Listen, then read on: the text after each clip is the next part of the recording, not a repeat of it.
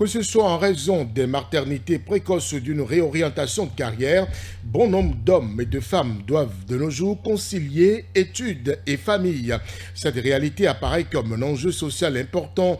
Étudiante mère, concilier vie d'études et vie de couple sans rien oublier, tel est le sujet autour duquel s'articule ce reportage de Rachel Passassi. Les étudiantes mères doivent jongler entre leurs études, leur rôle de mère et souvent leurs responsabilités professionnelles. Le phénomène est courant et ne laisse pas indifférent. Il n'est également, la plupart des cas, pas sans ennui pour le couple. Mireille Hodonou est une étudiante mère. Sa vie de couple et sa progéniture font partie intégrante de son habitude quotidienne. Selon ses propos, les choses sont sans ennui si la planification est mieux gérée. Sa difficulté majeure reste à qui confier son enfant pour vaquer à d'autres occupations. Elle en parle. J'ai intégré ma fille dans ma routine de tous les jours, ce qui m'amène à concilier ma vie d'étudiante et de mère. Je suis confrontée à des difficultés dans cet exercice. Je suis proactive également dans la vie associative, ce qui m'amène à faire beaucoup de voyages. Donc pendant ces voyages-là, je dois parfois la confier. C'est ma plus grande difficulté. Je me débrouille pour faire tout ce que j'ai à faire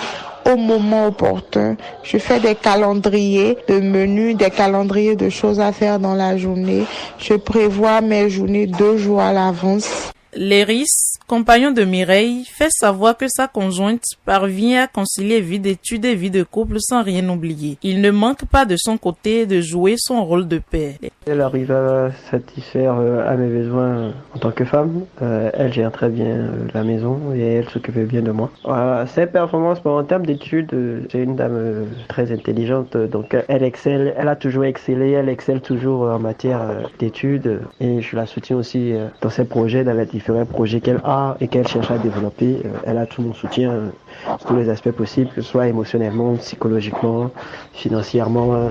Léa est étudiante et mère. Elle a requis l'anonymat. Son conjoint n'est plus. Elle soutient qu'il faut s'organiser lorsqu'on se retrouve dans une telle situation. La difficulté ici également, la gestion des enfants issus de l'union. Concilier la vie d'étudiante et mère est une responsabilité assez complexe. Je ne dirais pas que c'est facile ni difficile, mais tout est question d'organisation et de volonté. Moi, la seule difficulté que j'ai parfois, c'est à qui confier mon enfant pour aller au cours. Je ne peux pas confier ma fille à une inconnue ou à n'importe qui et être rassurée. Parce que tu te poses assez de questions. Est-ce que ta fille a mangé? Est-ce qu'on lui donne la même affection que toi quand tu es à la maison? C'est toute une disposition en fait. Je me programme. Il y a des fois où je passe des nuits blanches avec elle, surtout au moment de sa au moment également des vaccinations où elle chauffe beaucoup. Moi, mon cas est assez particulier parce que je n'ai pas de conjoint. Mon conjoint présentement, c'est ma famille. Elle me dit ce que je dois faire de temps en temps en tant que mère. Jérémy Olou est psychologue de la vie sociale et spécialiste des questions de mariage et de famille. Il évalue le poids du tandem, études et vie de couple.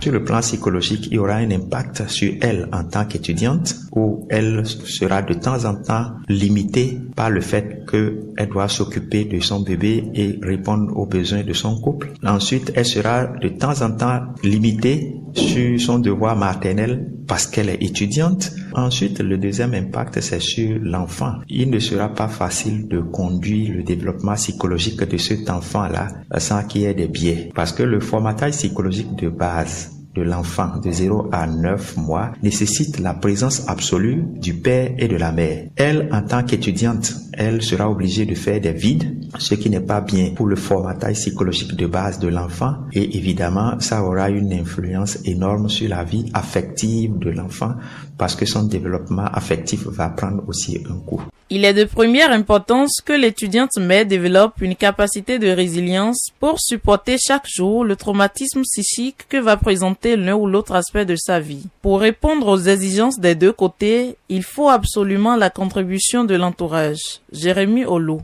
C'est pas parce qu'elle a fait un enfant que les parents vont la couper. On doit continuer à l'accompagner à la satisfaction de ses besoins fondamentaux. Ça, c'est la première chose. La deuxième chose, elle aura besoin de l'aide de quelqu'un pour la prise en charge de l'enfant. Parce qu'à des moments donnés, elle sera obligée de partir et il faut bien quelqu'un à côté à qui confier l'enfant.